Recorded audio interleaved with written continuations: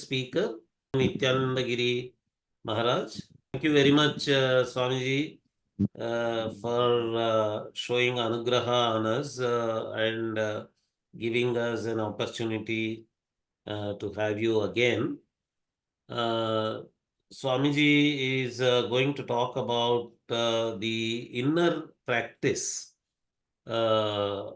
aspects of Kumbha Mela. He is going to talk about Adhyatmikata of Kumbha, Puranic Katha to Mela from a Sadhak point of view, for a Sadhak. Over to you, Swamiji, Nityananda Giri Maharaj. Namaste. Om Namo Bhagavate Vasudevaya.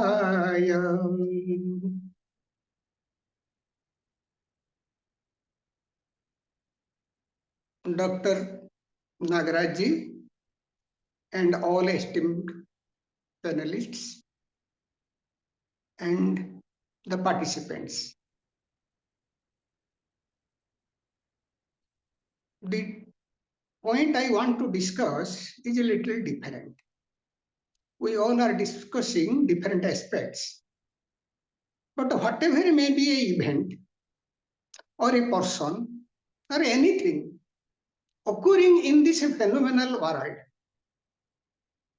it has three different aspects. We are all familiar with the physical aspect, that is the adhibhautika aspect. That this happened, there was a fight, we have to go to take a bath, we have to do this ritual, that ritual. All these are the physical adhibhautika, related to the physical body, to the physical manifestation of the universe. Similarly, there is a more subtler aspect, that is adhidaivika, means relating to the devas.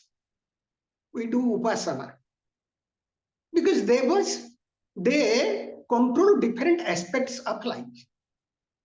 Again, the devas are also within our body, because as it is said, Jatha Brahmande Tatha Pinde. Since our body is a miniature form of the universe, we also find everything within the body. Then the third aspect comes, the Adhyatmikata, the Adhyatmic aspect, that how we have to bring the adhibhautika and adhidaivika aspect into our Adhyatmika life, to our spiritual life, to the practice. That normally ordinary people who are interested in physical events, who are interested in even social harmony, interested in even morality, they don't go into dive into that. This is a field normally dived by the spiritual practitioners, so that how they can learn from an event. Otherwise, some event happened sometimes, maybe war of Mahabharata. What is its significance in our today's life? Forget about the Puranic and the events that is been described in the Vedic scriptures, even the historical events. Everything has a adhyatmic aspects for a spiritual practitioner, that how we have to learn from there the secrets of progress in our spiritual life. Now on that aspect, I will try to discuss it. Now coming to the Kumbha Mela. Some people say that this is very recent, maybe 500 to 700 years, like that. Now new age researchers but we just say that they are left-wing researchers, they are telling like this, and we don't have, that is not the answer. We have to find out. We have to do our own research and say about it. Is this Kumbha Mela, where from we take its origin? Normally in the Puranas we find about the Samudra Manthana and Kumbha, but not about the Kumbha Mela. But the reference to Kumbha Mela is found first in Atharva Veda. in Atharva Veda, Mandala 4, Sukta 34, that is called Ahotanam Sukta. And in that Sukta, we find in the sloka number 7, what we find is, it is like this: Chatura Kumbha Chaturdha Dadhami Khirena Purna Udukena Dudhna Etostwa Dhara Upayantu Sarva Sorge Loke Madhuman Pinnumana Upatva Tishkantu Pushkarini Samanta. So here we, in that entire sukta, we find about Pushkara. Pushkarini's term is mentioned, and also we found about Kumbha. Chatura Kumbha Chaturdha Dadhami. This is called Ahodanam Sukta in Atharva. I am giving 4 Kumbhas. At the 4 Kumbha Parvas, Chatura Kumbha, Chaturdha Dadhami, at the 4 places. Khirena Purna, Udukena Dudhna, full of nectar, full of milk, full of nutrition. Etostwa Dhara Upantu Sarva, let everyone be get nutrition from this. Sorga Loke Madhuman Pinnumana. As in the Sorga Loko, in the heaven, the devas, they enjoy. Similarly, on this very earth, let people has that divinity. Upatva Tishtantu Pushkarini Samanta. Let that remain in this Pushkarini, the place of the river where it has been placed. So, definitely the Kumbha Mela has a Vedic origin from Atharva Veda. Then, second, we find again in Atharva Veda, that is Mandal 16, Sukta 53, Sloka 3, that is called the Kala Sukta. In Kala Sukta, it is said, Purna Kumbhodhi Kala Ahitostumbe Pasyama Bahudanu Santa Sa Ima Viswa Bhuvanani Pratyam Kalam Tamahu Parame Vyuman. Pasyama Bahudanu Santa. We see many saints assemble. Purna Kumbhodhi Kala Ahitostum. As when the Purna Kumbha time appears. Sa Ima Viswa Bhuvanani Pratyam Kalam Tamahu Parame Vyuman. This is not, I am not giving only in this hour. So, Ima Vishwa Bhuvanani, as in Param. That means as that is there in Param. Similarly, the Kumbha I am giving to this earth. So, in at least, so far my knowledge was, we get these 2 references about this Kumbha from the Atharva Veda, and that makes our belief strong that this has a spiritual significance. Otherwise, Vedas don't speak about something which don't have at least some adhyatmika aspect. Then we have this Stuti Vakya, which is very popular, everyone knows. Devadanava Sambade, Madhyamane Mahododho, Utpannosi Tada Kumbha, Vidhruto Vishnuna Swayam. During the Sambada of Deva and Danava, at the middle of the Mahodadi ocean, Utpanusi Tada Kumbha. The Kumbha has been generated.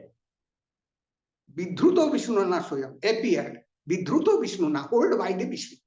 As we know the story that during the churning of the ocean in Samudra Manthana, Dhanvantari came with Kumbha.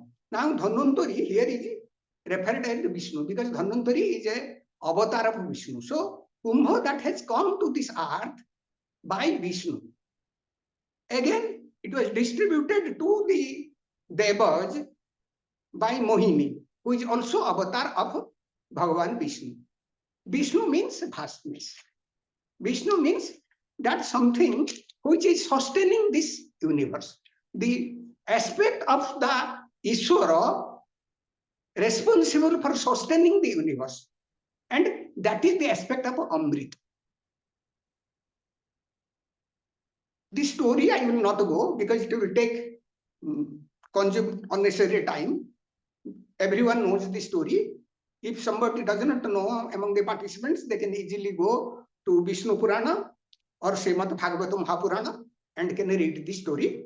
Little difference is there between Vishnu Purana and Shrimad Bhagavata Mahapurana, but you can learn from there. Also from Garga Samhita, you will get some aspects of this. Now, we'll come to discuss the aspects that is related to the Adhyatmikata, what it is there. How it is happened when after the appearance of the Kumbha with Dhanvantari, it was snatched by the Danavas. Then, by getting indication from Sri Vishnu, under the leadership of Devaguru Brihaspati, the son of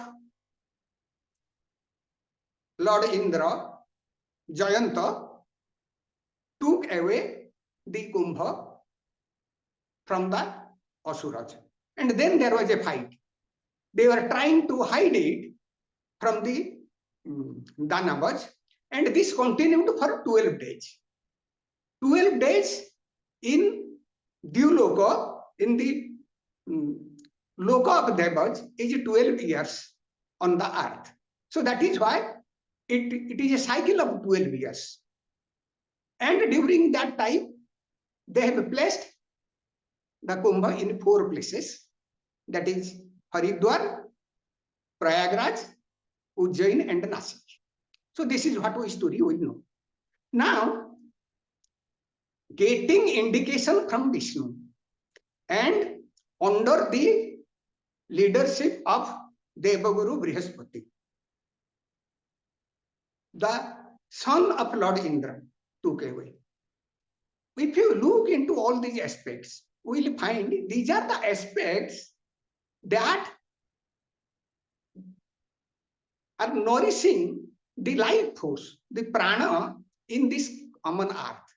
Vishnu is this life sustaining Ishvara, the Ishvara aspect of life sustaining, the pranic aspect. Then Brihaspati is also, the another name of Brihaspati is Jiva. Jiva means life. So to have the, and now also we know that the physical planet Jupiter containing the water element. So life sustaining quality in this earth is mostly influenced by the planet Jupiter. Then Indra being the god, God is not a right term, being Deva, the king of the Devas, and his son. That means they are responsible for maintaining harmony in the earth. So this is life sustaining qualities. Then to save the pot, the Kumbha, it was Bhagavan Surya Narayan who was responsible, so that during this fight, the pot is not broken. Surya is Mahapurana for at least our solar system. Without Surya, there is no prana, there is no life. And Chandrama. Chandrama is responsible for covering the pot so that the nectar, the amrita, is not destroyed. So if we find all this, it is all life sustaining energies, life sustaining powers within us. So whatever the life sustaining powers within us is there, that is preserving the Kumbha, saving the nectar, preserving the life sustaining power in the earth and in the universe. They are the forces who are responsible for this saving. And during the, I will come later into more details. During the process, what happened? It fell in 4 places, Haridwar. First is Haridwar. When it happened in Haridwar it happens when Brihaspati comes into Kumbha Rasi and Surya and Chandrama in Mesha Rasi. Then we start Kumbha in Haridwar, and that is in the river Ganga. In that place, this becomes the Pushkar. If you look into the Brahmanda Purusha, those who have some yogic knowledge and the knowledge of a little astrology, they know that in Brahmanda Purusha, when Kumbha Rasi is the place of Muladhara Chakra, that means the Devaguru Brihaspati is coming into Muladhara, which is the house of Saturn. Means Saturn is not the Jivana Sangrakshani principle. It is Jivana Sangharaka. Means it causes destruction in our life. But the spiritual aspect of destruction is different. That we are not attracted towards the worldly life, to the worldly enjoyments. Due to destruction of the Saturn, we return our mind into the path of renunciation. That is another aspect. But in general aspect, the Saturn, the house of Saturn, that is not life supporting. That is Jivana Sangharaka, the destruction path. Now there comes the Jupiter, which is the main principle of life supporting. That means if our consciousness remains in Muladhara, in Kumbha, in Brahmanda Purusha, then we are attracted towards the worldly things, to the worldly objects, to enjoyments. At that place, the arrival of Jupiter means bringing down divinity to the material world. We can say in the words of Yogi Aurobindo, to bring God down to the earth we can. That means we have to bring down God to the earth. Not that someone has to go and attain the realization. Heaven is always remain heaven. But how this earth can become the heaven? That is the principle of Jupiter in Brahmanda Purusha coming to Muladhara, to the Kumbha Rasi. And Surya and Chandrama in Mesa. That means they are in Manipur Chakra. And one in Manipur is the state mind. Manipur is the place of duality. And there, who it is? It is Surya. Surya is the, again, life-sustaining energy, and Chandrama is also life-sustaining energy. And they are ascending. That means that is the situation in Brahmanda Purusha. So, that Brahmanda Purusha affects our own life. As there is the energy changes in the Brahmanda Purusha, our general life is expected. In that case, what is the work of a yogi, a meditator, is to bring awe to the Agya and above, to remain in total consciousness. Sometimes it may be favorable, sometimes it may not be favorable to us. Here, due to presence of Jupiter in Kumbha Rasi and ascending Surya and Chandrama, Jupiter is also ascending, we can start a spiritual life.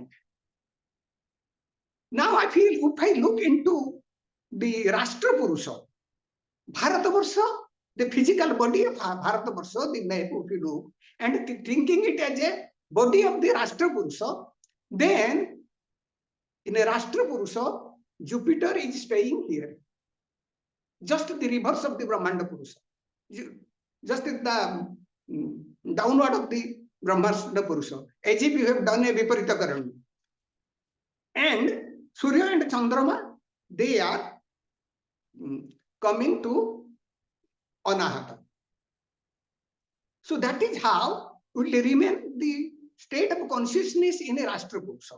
But the spiritual practitioner is always has to bring his life energy to the Agya and come up, so that to merge totally in the consciousness. Then next thing is coming is, let us come to Prayagraj. When it becomes in Prayagraj, Jupiter is in Vrisha Rasi, in Taurus. In Brahmanda Purusha, that becomes Anahata Chakra. This is the house of Shukra. Shukra is though life supportive, but it is supportive in a negative way. That is why he is the guru of the asuras. Means for worldly enjoyments, music, dance. Music and dance, and I am not telling that using music as a form of meditation. No. For enjoyment sense. Art, sexual enjoyment, all sorts of material pleasure. In that house, Jupiter is coming. Means he is bringing the divinity to Anahata Chakra, to the house of Sukra. Anahata Chakra is very emotional. It is also the center of ego. We are easily hurt there. Now we have to bring down, the divinity is coming there. And sun and moon, they are in Makara Rasi. They are in the material world, in the Muladhara. But they are finishing their journey, descending journey. After Makara, they will start ascending. This is the situation in the Brahmanda Purusha. Now come to the Rashtra Purusha. In a Rashtra Purusha, when Jupiter is coming to Vrusha Rasi, that means if you alternate, that means in a Rashtra Purusha, it will come to the Manipur Chakra. And Ravi and Chandra, when come to the Makara Rasi in Brahmanda Purusha, at a Rashtra Purusha, it will come at the Agyan Chakra. So these are the situations.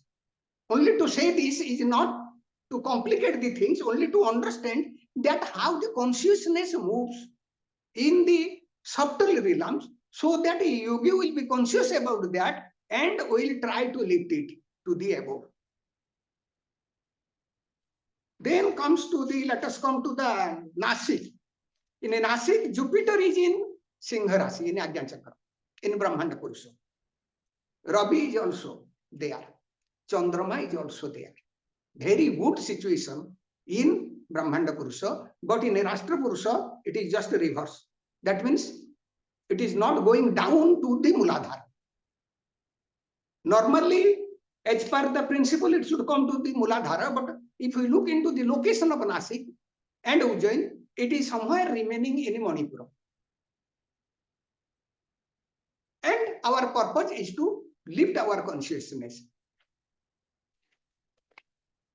When come to the Ujjaini, Jupiter in Singha Rasi, in Brahmanda Purusha, in Agyan Chakra, Mesa, Surya in Mesa Rasi, that is in Manipura Chakra, Chandrama in Tula Rasi, in Anahata Chakra. If you reverse in Rashtra Purusha, Jupiter coming to Muladhara, Surya coming to Anahata, Chandrama coming to Surya coming to Anahata, Chandrama coming to Manipura.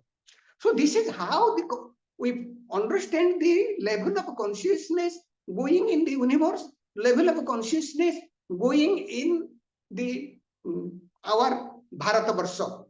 And accordingly, we have to see that how our spiritual practice should be intensified so that we as a spiritual practitioner, as a yogi, we can lift it to the Agnya Chakra, and then finally beyond the Agnya Chakra, crossing the Rudra Granthi and fixing it at the vast ocean of consciousness. That is how these things teach us. Then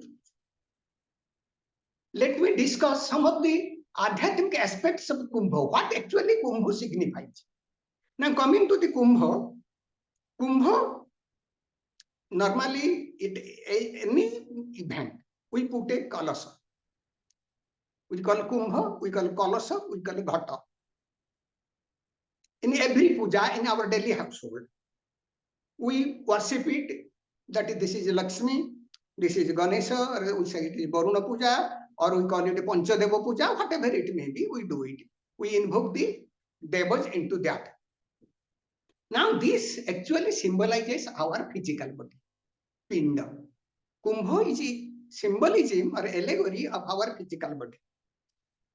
It can be made up of mitti, soil, or brass, or copper, or silver, or gold, whatever it may be, but it is earth element.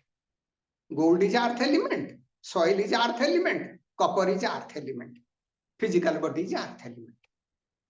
then Prithvi Tattva. Then inside the Kumbha, we pure water. Water is life energy. Prana, apo vai prana. In Sattvatha Brahmana it is said, apo vai prana. So this is prana. Without a life energy, this physical body is a dead body. We cannot go develop anything in our consciousness or do a spiritual practice. Then this prana in individual body is actually a part of the Mahaprana, the total prana. That is why it is not separate, but we feel isolation, we feel separation. That is the human ego problem. That is different. That should be finished by our spiritual practice. As we understand from the Prashnopanishad, that very shloka, so pranam srujato, means the Paramatma first created the prana.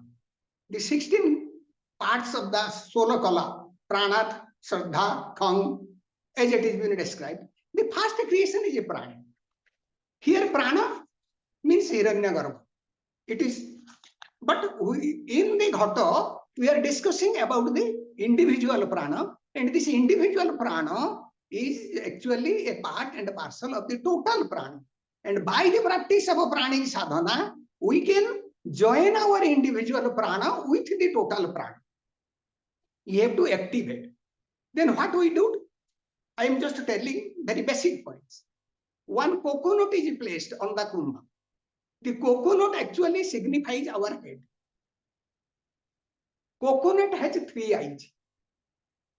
Is anyone who has seen the coconut has seen that there are 3 eyes in the coconut. 2 eyes are blind. The 3rd eye can germinate. That is the significance. Similarly, we have these 2 eyes which are blind, means it cannot see the self. It can see the world. It cannot see the self. If we have to see the self, we have to develop the 3rd eye, the knowledge eye. That is the significance of putting a coconut. Coconut has a water inside. This water, we can say, compare with the cerebral fluid that is found in the 3rd ventricle inside our brain. Then we have a pulp in the coconut. That pulp can be compared to our brain material, symbolically, because we put it all in the symbolism. Then we put Pancha Pallava in a kumbha. Pancha Pallava means 5 different leaves. Pancha Pallava are nothing, our 5 sense organs: ear, eye, skin, nose, tongue. So 5 sense organs that are the door to the outer world. These are the Pancha Pallava. Then we put tricolored thread we put around the neck. That is signifying Trigunatmika Maya.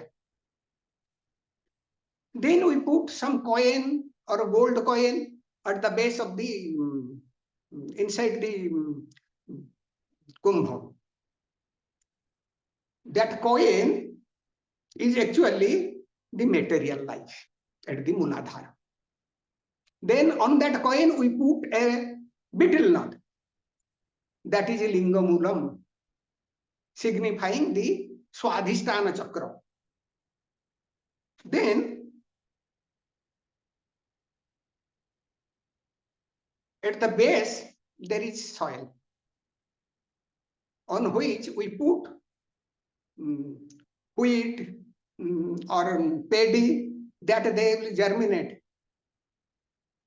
This looks like as if a yogi is sitting cross-legged.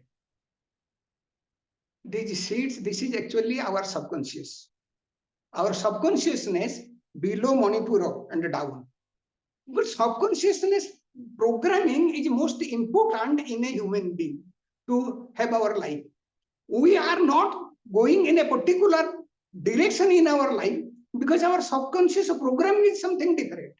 And those subconscious, according to those subconscious programmings, the seeds germinate in our life.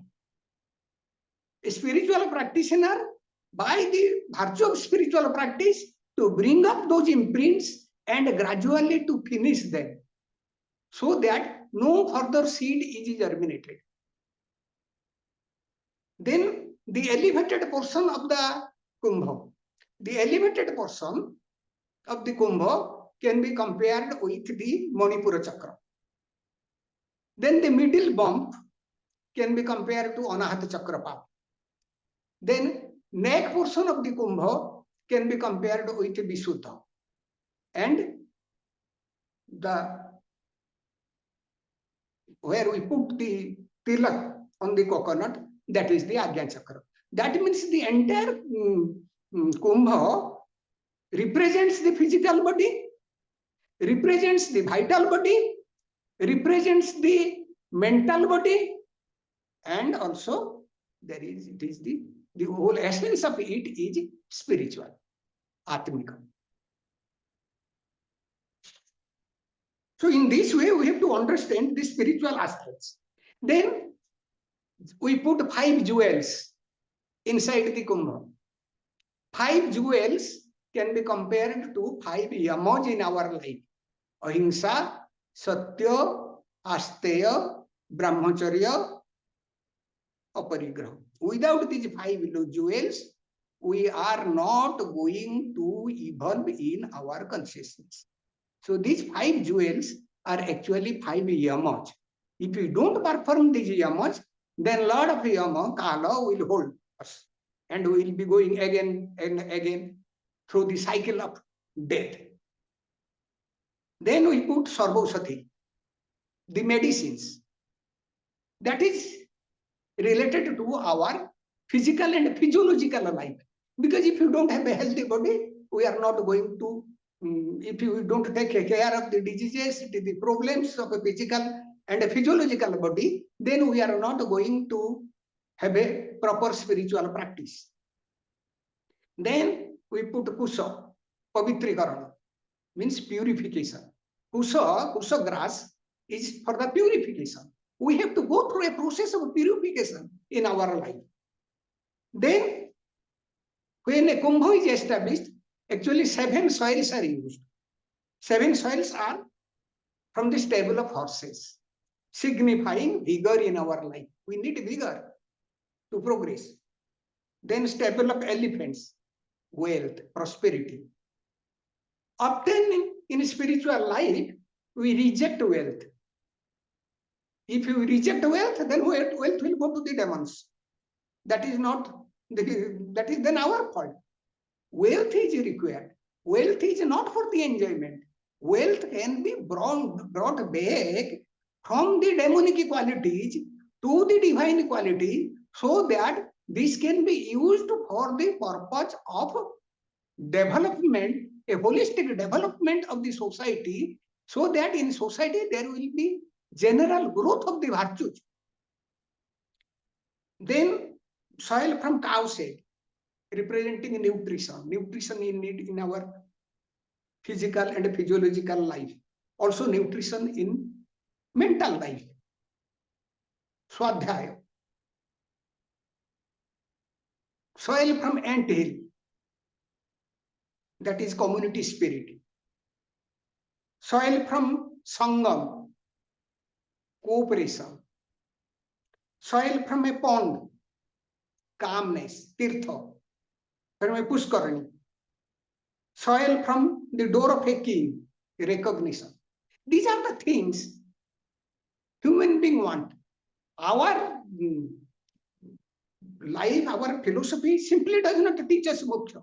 There is dharma, there is kama, there is artha. Kama and artha is for the dharma. And finally, dharma will qualify one to reach to the practices so that one can attain the moksha. Then we put one swastik. That is fortune, that is auspiciousness.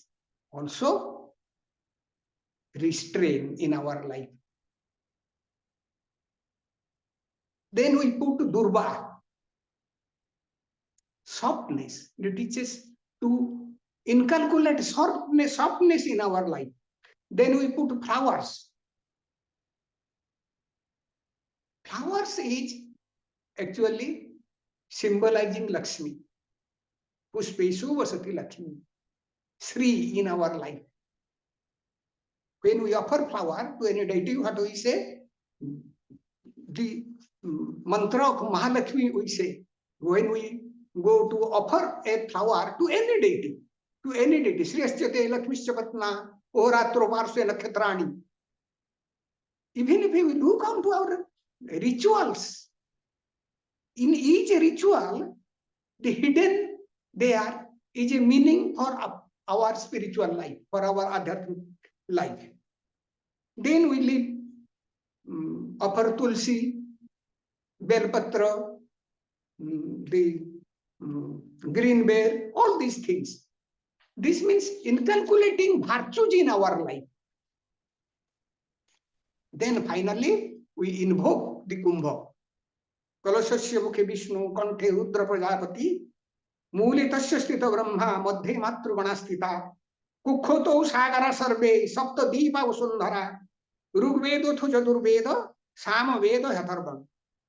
That means we are invoking the entire universe. Means this Pinda is Brahmanda. At the base, there is Brahma. At the face, there is Vishnu. At the neck, there is Rudra. Then there are Matru. Inside, there is Matrugana, Saptamatruka, Shodasamatruka. Then all the seas are there. All the deepas are there. Vasundhara, earth is there. 4 Vedas are there. In this way, the stuti we do is actually invoking the universe in the Pinda. Because Pinda is a miniature form of the universe. So these are what the symbolism of a Kumbha. That means our own life. It is our own life. Now let us come to the Puranic stories. The Puranic story is that when Rishi Durvasa was moving, one Vidyadhari offered him a mala of parijat. Rishi said, what I will do with it? He gave it to King Indra. King Indra didn't recognize the gift he received from the saint and put it on its elephant, and elephant destroyed it. Then the Rishi was angered and gave the sapa that all your fortune go into the sea. Finished. That is the beginning of the story. Now let us see.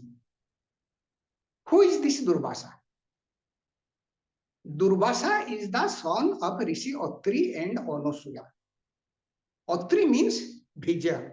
Atri means third eye. Atri means one who can have the, who is the person with knowledge, who can see. And Rishi Patni, who is Anasuya. No Asuya. There is no Asuya. There is no jealousy. They give rise to Dattatreya. They give birth to Durvasa. Durvasa was born with the qualities of Bhagavan Shankar. Descriptions in the Purana is that Durvasa is a fierceful rishi, very angry, always giving sapa. Yes, always give. That is required for a speedy spiritual growth. Sometimes, if you do not resort to strict discipline, then your life will go away. So to enhance the progress, to ensure strict discipline, we within us need the qualities of Durvasa. If that quality is not there, then the progress will be very slow. We can go waste way, on the way of destruction. That is why the importance of Durvasa. And what is this mala, Pushpa? As I said, Pushpa is Sri. Pushpa is Lakshmi. That was he was offering, the King Indra, the king of Devas. But the problem with Deva, what is the problem with Deva? That has been said in the famous story in Brihadaranyaka Upanishad, that once Devas, Danavas and Manavas, human beings, gods, demons and human beings, they went to Prajapati Brahma for some advice. Then Brahma just said just one word, dog. He didn't say anything. So what the humans understand? Dana. Because the basic nature of a human being is lobha, greed.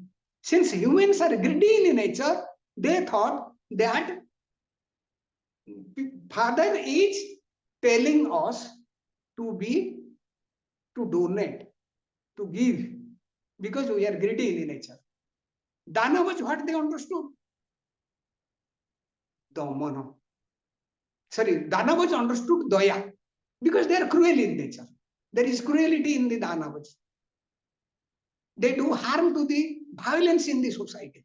So they understood that he is talking about Daya, compassion, because that is lacking in the Danavas, the basic quality that is lacking. But what the Devas understood?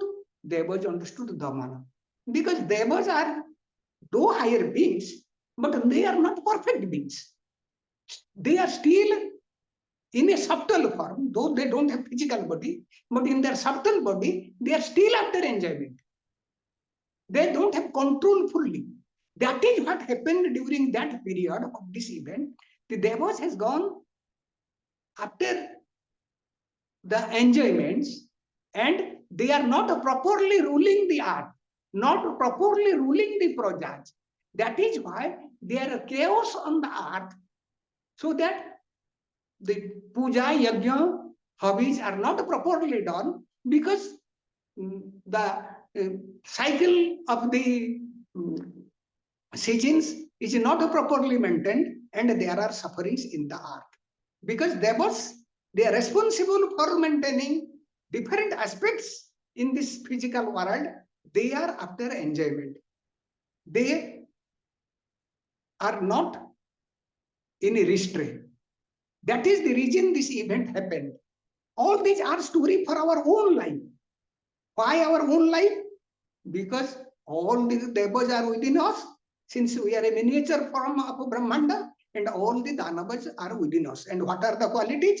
We just read, anyone can just read the Devasura Sampati Vibhava Yoga of Shrimad Bhagavata Gita. Then it is said what are our divine qualities, what are our demonic qualities, and what we should inculcate. Now, since we not inculcated the divine qualities, and on become after sense enjoyments, this problem came within the greater cosmos. So what happened then?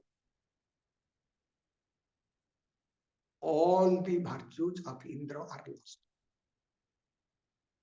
Here when I am saying Indra, I am talking about the Puranic Indra that is described in Vishnu Purana and Srimad Bhagavata Mahapurana. But another aspect of Indra is also described, that is in Upanishads. So what it is said in the Upanishads, basic essence of a human being is Angustha Matra Purusha. Angustha Matra Purusha. The consciousness within the third ventricle, which is just like a thumb from cerebral aqueduct to the Brahmarandhra, this area.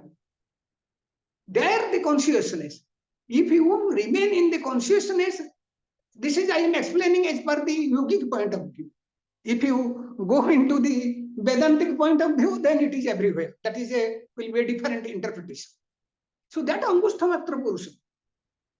Sada Jananang Hruday Sannamishta. One who is residing in the heart of every being. Here heart. When I say heart here, I am not talking about the physical heart. I am talking about the heart here. There are some people who do not agree with it. But when I say this is supported by Prasnopanishad, because in Prasnopanishad it is said, Satachakyang Hidayasya Nadya.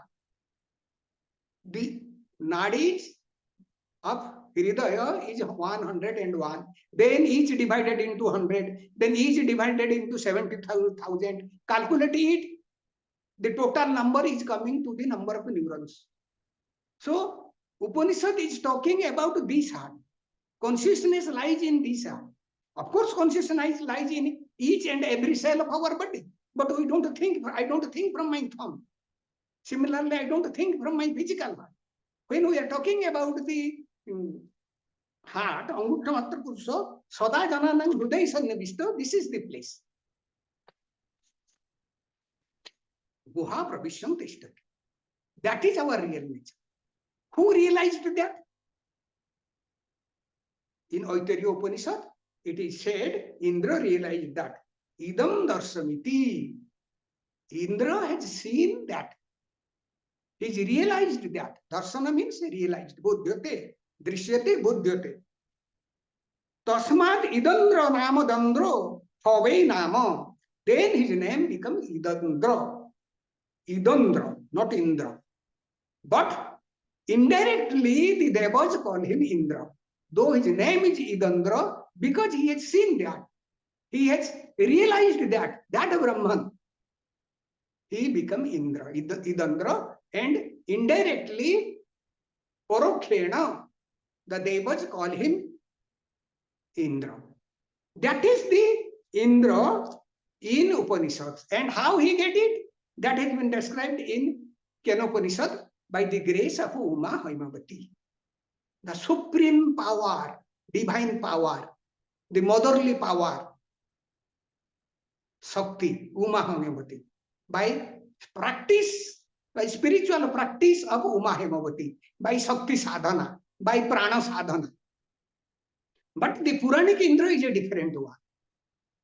As we come to the Purana, because now Puranic Indra seems to be aware of his nature. It does not that he is not aware of his nature. He is aware of his nature, but intellectual. That is the difference. Otherwise, how Indra will fall down? If he is have the real realization. So the Puranic Indra is a realized one, but that is an intellectual realization, not a real realization. That is the reason Indra fell down. And everything is lost. Kingdom has gone, everything is gone, all gone unto the sea. Name the Danava king, Bali, has to acquire it. Then they went into the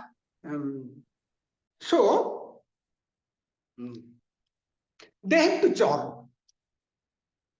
As per the advice of Brahma, they went to Vishnu, and Vishnu said that you have to churn the ocean, Samudra Manthana. And for that, you have to take Danavas with you.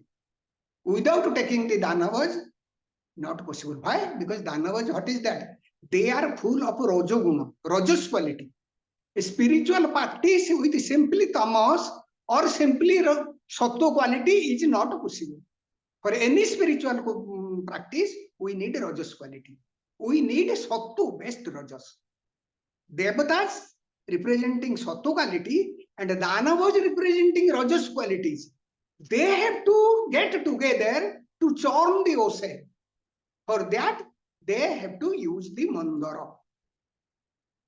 This is our Mandara, Meru Parvata. We have two Merus. Sumeru at Sahasrara, Umeru at Muladhara. Now this Mandara, Kirasagara, the ocean of milk, is to be churned. How it is to be churned? With the help of Vasuki. So Vasuki was brought from Bhagavan Shankar. Now, this is the Samudra, Kirasagara, Mandara, Sumeru. Vasuki is nothing but your prana vayu. And Rajas and Sattva qualities. That is the churning. Churning up by your prana, you have to bring up your hidden things from your subconscious, one after another, one after another. Then Samudra was, this Mandara was not able to hold. So to hold the Mandara, Vishnu take the form of a kurma, tortoise. I am showing you, this is a drawing, this is a map of brain. This is not a drawing, this is a real brain.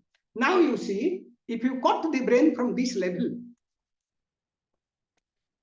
at the level of cerebral aqueduct, this is the medulla oblongata. At the level of cerebral aqueduct, this is cerebral aqueduct. This is pineal gland. Sorry, this is pineal gland. This is pituitary gland, and this is the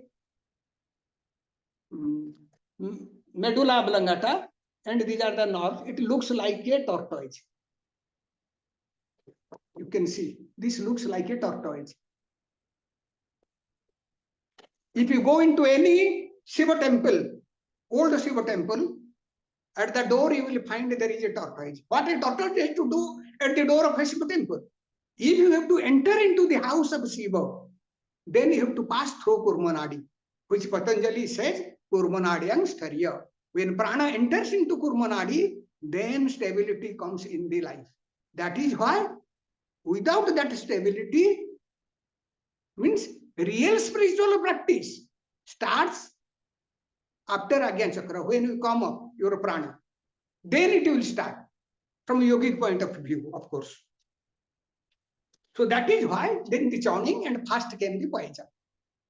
Those who meditate, any type of meditation, not I am telling the meditation based on imagination, meditation based on prana. What happens when you silence your mind? Subconscious prop of things.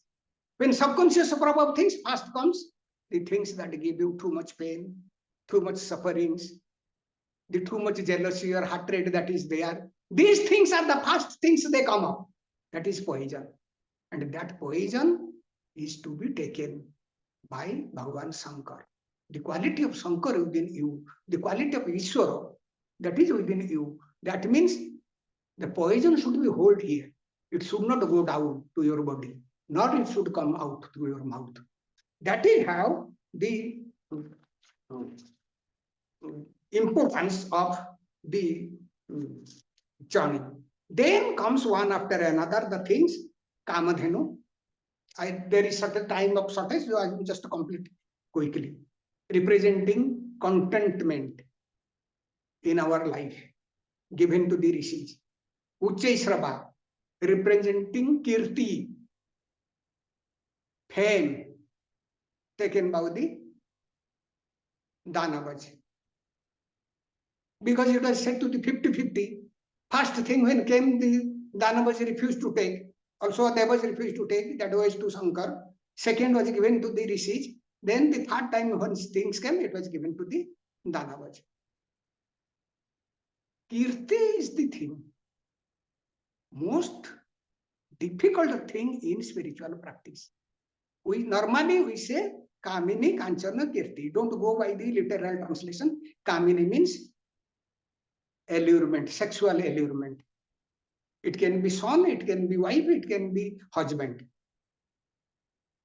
Kanchana means not only gold, the entire material world, Kirti, name and thing. Those who cross Kamini and Kanchana, they get entangled in the Kirti, very difficult to come up. So that was to the Asuras, but finally they cannot keep it. Then comes Airavata, the elephant. 7-headed elephant. Airavata is Atmadrishti. Airavata is, you can say, the elephant. Elephant is within us. This is the head of the elephant, and spine is the trunk of the elephant. And his 7 trunk means 7 energy centers inside the spine. Then comes Lakshmi. Nothing to say about the Lakshmi. We know. What is the importance of Lakshmi? Lakshmi simply does not mean physical wealth, material wealth. Lakshmi is all the wealth. We have Ashtalakshmi. And the story is there in Bhagavata, how Mother Lakshmi decided to choose Vishnu and why he ignored others.